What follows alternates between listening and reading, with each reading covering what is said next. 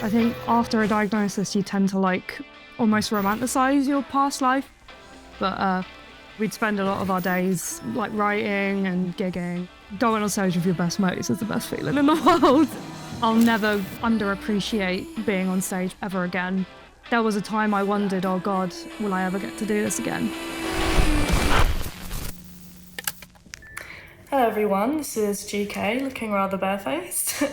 48 hours ago, I was diagnosed with acute myeloid leukemia, which is a cancer of the bone marrow. The next 6 months are going to be the hardest of my life, but, I can do it. I can do it.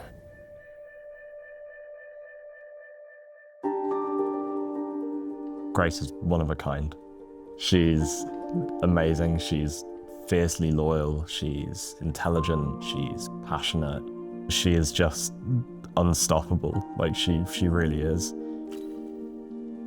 I'd been getting some really just odd symptoms, and then eventually I had to have a bone marrow biopsy.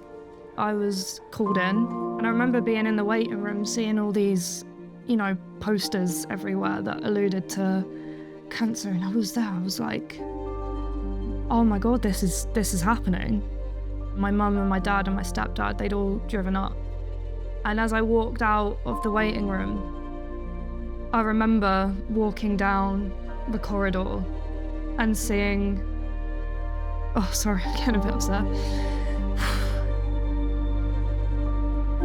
I just remember everything sort of, hearing white noise almost. It felt like everyone was sort of muffled around me. I was terrified of losing her. I could see how much it shattered their worlds. It feels so, unfair. When you're young, people say you've got your whole life ahead of you, but I don't think you actually consider that you might not. You start panicking that, you've not got any time left. Wondering if I would get to do the things that I'd always planned to do, and if I'd hugged my family, my partner, and my friends tight enough.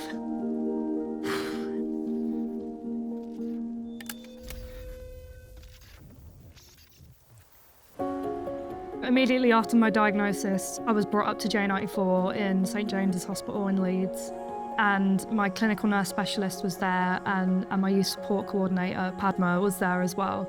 And I've just never felt such warmth. On the worst day of my life, I was made to somehow feel at home. The Teenage Cancer Trust ward is very different to a typical hospital ward. It feels very communal, quite inviting, which you might not expect from a cancer ward. I think what's really important is it was a place where cancer patients could talk to each other, and it was just a sense of normality that I really needed and craved.